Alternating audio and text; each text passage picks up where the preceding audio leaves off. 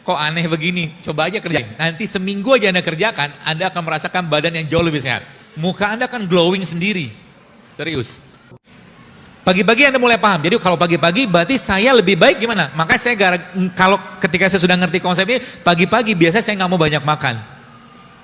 Kapan saya akan makan? Siang biasanya saya akan makan. Tapi kata kuncinya Pak, satu hari kebutuhan kalori kita teman sekalian, satu hari kebutuhan kalori kita ya, dewasa ya kurang lebih sekitar 2.000-2.200 kilokalori. Nah itu Anda jangan sampai makan kenyang. Adakah rulesnya dari Nabi SAW? Ada. Nabi katakan apa? Sepertiga makan, sepertiga minum, sepertiga udara kan gitu. Jadi makan mulai sekarang bukan untuk kenyang. Karena banyak orang gara-gara kenyang ibadahnya nurun. Makan itu untuk apa? Untuk memenuhi kebutuhan nutrisi. Ya, jadi kita makan untuk memenuhi kebutuhan nutrisi, bukan untuk kalori saja.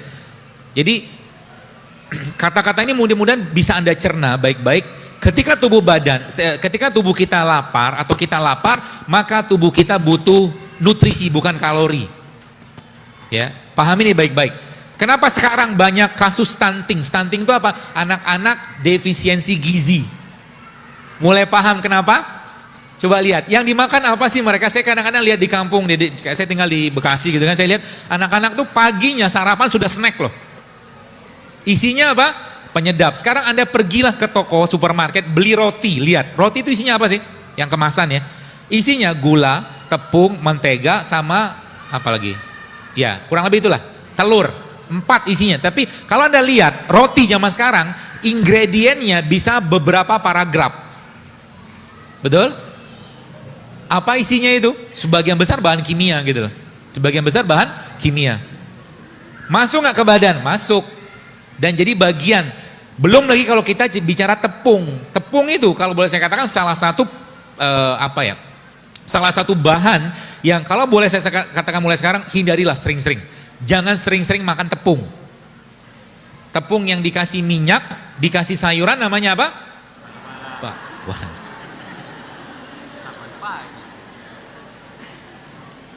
Dari situ nanti teman-teman mulai paham. Kenapa? Nabi mengajarkan kepada kita. Baik, kalau ada makanan yang kita makan, lalu kita ngantuk gara-gara makanan tadi, maka kata kuncinya apa? Kata kuncinya tubuh kita nggak bisa ngolah makanan tadi atau makan yang dimakan miskin nutrisi. Sekarang misalkan Anda makan nasi campur gulai, apalah gulai macam-macam gitu kan, campur sayuran yang juga pakai santan, biasanya habis makan tuh ngantuk kan? Kenapa? Karena yang dimakan nggak bisa diolah badan. Kalau tubuh nggak bisa ngolah, maka apa yang terjadi? Tubuh minta istirahat. Itu sebabnya kalau bahasa saya tadi, kenapa makan itu terbaik siang hari? Maka Islam mengajarkan supaya makannya baik, supaya tubuhnya siap dengan enzim, maka Rasulullah mengajarkan namanya apa? Tidur siang. Jadi sebelum, katakanlah Anda makan jam 1 nih, setengah 12 tidur dulu untuk mengistirahatkan enzim. Dan Nabi mengatakan apa? Tidur siang itu adalah untuk persiapan malam hari. Gitu. Maka tidur siang. Biasakan tidur siang mulai sekarang. Berapa lama? Jangan lebih dari 30 menit. Jangan lebih dari 30 menit. Dokter Hiromisinya salah satu dokter pencernaan di Amerika, dia katakan tidur siang itu perannya salah satunya adalah untuk menguatkan fungsi jantung, kata beliau begitu. Ya. Jadi mulai sekarang bagaimana pola-pola itu Anda kerjakan. Lalu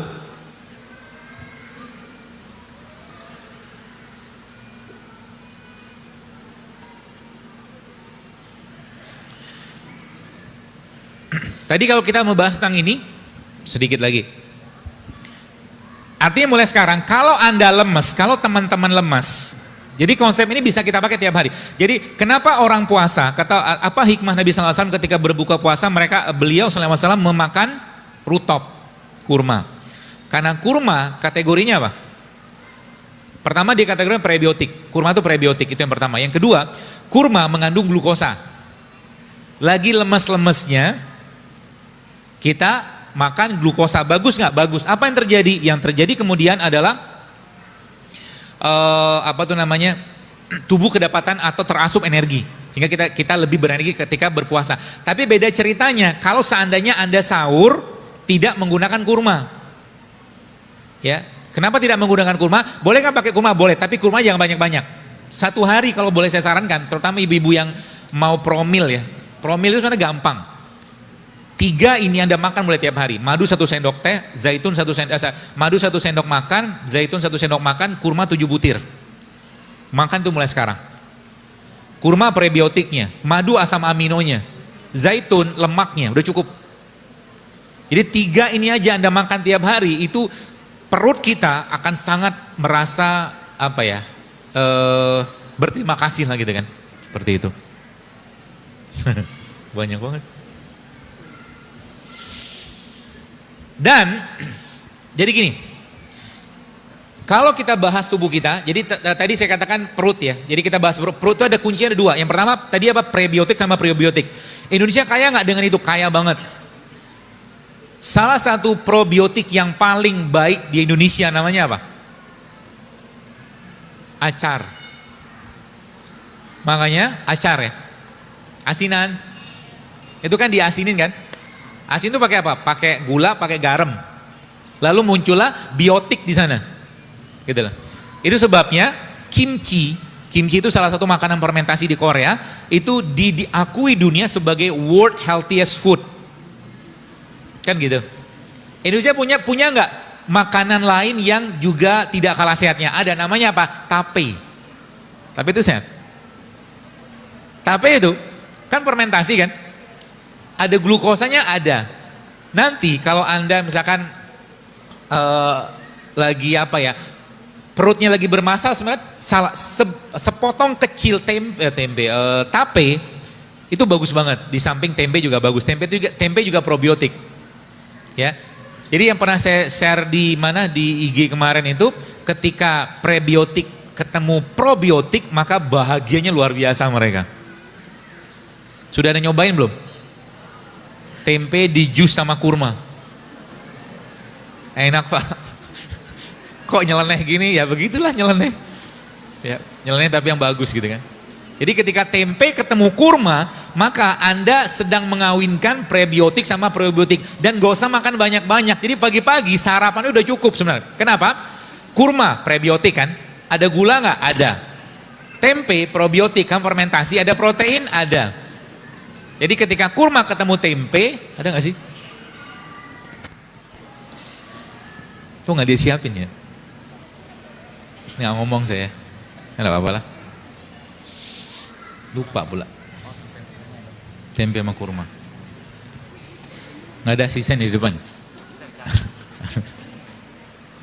Jadi ketika tempe ketemu kurma, itu the best. Dan makan tempe itu paling baik dalam kondisi tempe yang mentah. Jadi pagi-pagi sarapannya, kok aneh begini, coba aja kerjain. Nanti seminggu aja Anda kerjakan, Anda akan merasakan badan yang jauh lebih sehat. Serius. Ilmu begini emang gak diajarin di sana, di fakultas gak diajarin. Saya belajar sendiri gitu kan. Mencoba merangkum bagaimana konsep Islam dan bagaimana sains menjelaskan tentang itu. Jadi nanti pagi-pagi, apa yang Anda kerjakan? Yang Anda kerjakan pagi-pagi, Anda minum teh rempah pagi-pagi. Teh rempah itu contohnya apa? Ketumbar, kayu manis, jahe juga termasuk rempah lah ya. Atau mungkin teh kunyit gitu kan. Boleh diinfus, boleh dikasih air panas. Habis itu Anda makan apa? Makan kurma, 3 butir aja. Ya, nggak usah banyak-banyak. Lalu habis itu Anda makan tempe. Jadi nyamilnya tempe sama kurma. Tempenya diapain? Mentah. Kenapa saya lebih sarankan mentah? Karena ada satu ilmu, bukan satu, gini, protein itu rusak dengan pemanasan. Jadi sebenarnya orang yang makan telur di dadar, proteinnya sudah rusak, tapi gizi tetap ada ya. Protein dia sudah namanya denaturasi. Jadi antara telur yang mentah sama telur yang diceplok, sehatan yang mentah. Begitu. Tempe kan protein, digoreng nggak? Rusak nggak? Rusak.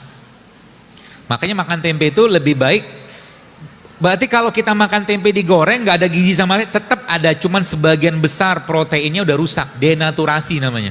Kakak dipanasin. Jadi makan tempe itu bagusnya gimana? Ya mentah. Gitu kan? Seperti itu. Lalu yang kedua apa? Kalau Anda punya kacang-kacangan di rumah, maka mulai sekarang biasakan untuk makan kacang-kacangan. Kurmanya, ada kurma nggak, Wi? Nggak ada kurma ya? Ya, saya lupa bawa lagi tadi. tapi nggak apa-apa deh.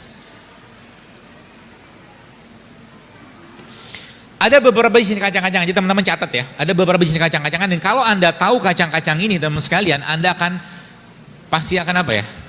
Jatuh cinta banget. Pertama, almond ya. Almond ini salah satu kacang yang terbaik. Dan mulai sekarang jangan bilang lagi almond itu mahal.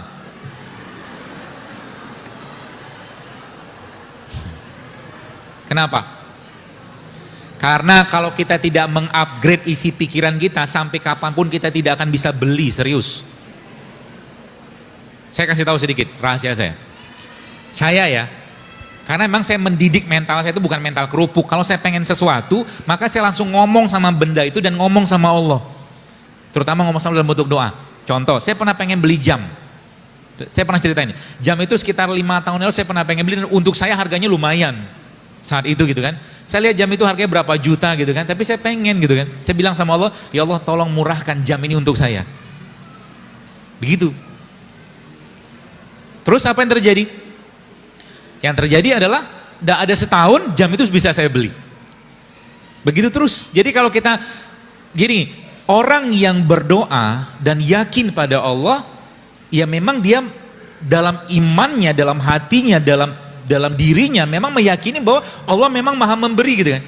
Makanya Nabi katakan apa? Kalau udah bicara doa, doa itu jangan tanggung-tanggung gitu kan. Saya tanya dan jujur aja jawab. Pernahkah Anda berdoa, ya Allah berikan aku rezeki sebagaimana rezeki yang kau berikan pada Utsman bin Affan dan Abdurrahman bin Auf atau Tolha atau Zubair, sehingga saya bisa bersodakoh seperti sodakohnya mereka. Pernah doa kayak begitu?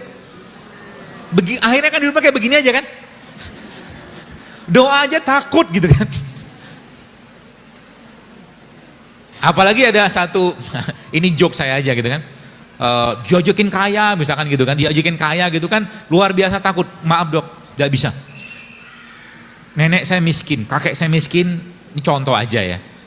Orang tua saya miskin, kalau saya kaya ini merusak tataran kemiskinan keluarga saya gitu.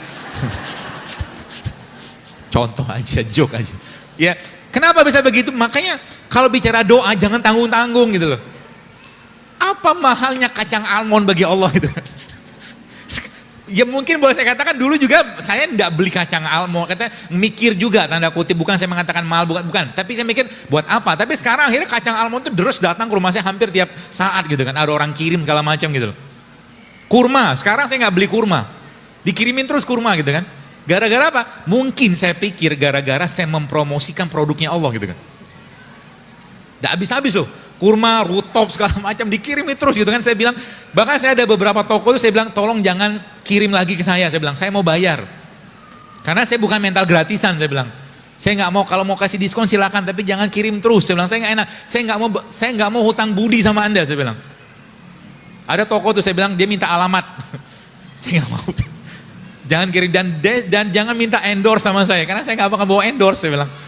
Gitu loh. Jadi almond murah nggak? Murahnya jangan nangis gitu. Santai aja lah. Murah gitu kan. Murah. Mau berapa kilo gitu kan.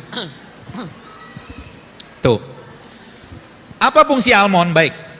Almond itu teman sekalian, dia mengandung, kalau Anda rutin makan almond berapa banyak? 7 butir aja atau 7 almond ya tiap hari, maka resiko jantung kita akan menurun. Penyakit jantung. Kenapa? Karena dalam almond ini dia tinggi banget magnesium. Adakah penelitiannya? Ada. Ada satu buku saya baca judulnya How Not to Die. Buku itu dikarang seorang dokter di Amerika. Dia ceritakan tentang ternyata banyak makanan-makanan kalau kita rutin makan, itu ternyata bukan hanya kolesterol gitu kan, banyak lagi yang lain bisa hilang dengan itu. Jadi almond. Dan dia tinggi banget antioksidannya. Ibu-ibu, terutama ibu-ibu ya, Anda tidak perlu banyak make-up-an. Kalau Anda mengasup mineral, vitamin E cukup, maka apa yang tadi, muka Anda akan glowing sendiri.